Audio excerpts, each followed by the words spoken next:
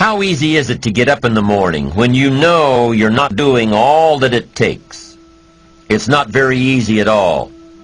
You can just lay there awake thinking, oh, what's a few more minutes in bed? It won't matter much anyway. Wrong. It does matter. It will matter. Now, how easy is it to get up in the morning when you're pouring it on, doing the best you can, anxious to get going, make progress toward your dreams? It's a whole different story. When you're resting to renew your reserves, it's much different than resting to avoid your day. When you're psyched up and excited for your life, when you're excited for what you've planned to accomplish for the day, it's amazing you'll wake up before the alarm clock even tries to startle you awake. Your successes fuel your ambition. Your successes give you extra energy. Your successes pave the way for more successes. It's the snowball effect. With one success, you're excited to meet another, and another, and another. And pretty soon, the disciplines that were so difficult in the beginning, the disciplines that got you going, are now part of your philosophy. How do you know when you're successful? Do you have to be a millionaire? No. All we ask of you is that you earn all you possibly can. If you earn $10,000 a year and that's the best you can do, that's enough.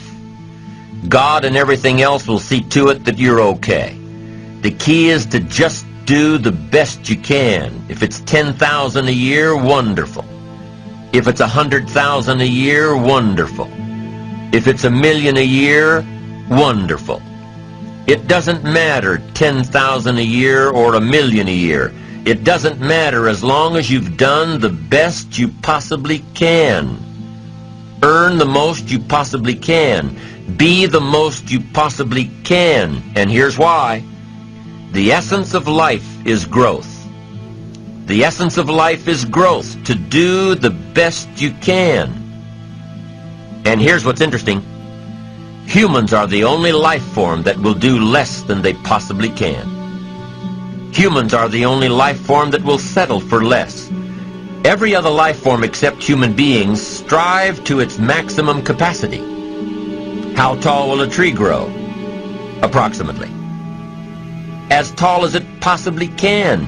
You never heard of a tree growing half as high as it could. No, trees don't grow half. Trees send their roots down as deep as possible, stretch their limbs up as high as possible, produce every leaf possible and every fruit possible. As a matter of fact, you never heard of a human physically growing half. We keep growing until we're done. Now that's a part of life we can't control. It's genetically coded. And that's probably why we keep growing till we're done. Because we can't control that part. It's the rest of our growing that we control. The growing of our minds, the expansion of our minds, that we can control. And that's what tends to get away from us. All life forms inherently strive to their max except human beings. Now, why wouldn't human beings strive to their maximum possibility? Here's why. Because we've been given the dignity of choice. It makes us different than alligators and trees and birds. The dignity of choice makes us different than all other life forms. And here's the choice. To become part of what we could be, enough to get by, or to become all that we can be. My best advice for you is to choose the all.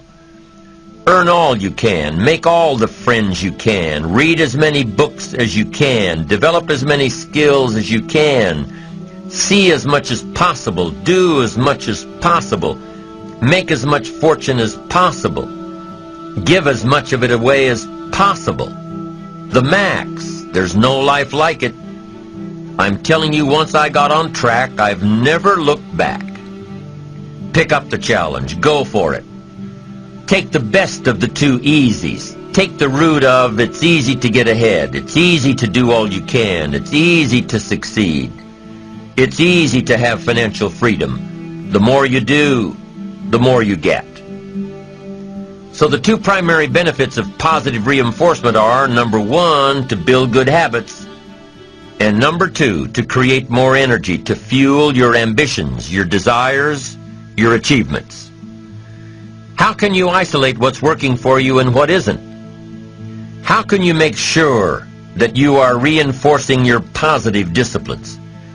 Well, if it isn't apparent, easy to see right away, if what you're doing is happening in such small increments that you're not sure if you're on track, then you need to be writing it down. You need to keep a journal anyway. But if you really aren't sure that what you're doing is making measurable progress, you need to keep a written record. You need to write down everything that may be relevant in your day. What you did, who you saw, what you felt, how it may or may not affect you now and in the future. The best way to track your activities of the day is to write them down. The best way to track your activities of the week is to write them down. The best way to analyze your progress through the year is to have written it down. Why? So you can look back on it. Because by keeping a written record of your life, you will be more accountable. By putting into writing the action steps that you have planned, you will easily see what works and what doesn't. Most people just try to get through the day, never writing anything down, never keeping track of their progress along the way, never really knowing if they are doing all they can to reach their goals, to drive their ambition. But gifted people learn to get from the day. They don't let a day end without picking up some valuable experience, some emotional content, some idea that may positively affect their future. To get the most from a day, to learn the most from a day, you need to be able to reflect on the day. And how can you reflect on a day unless you record it in history?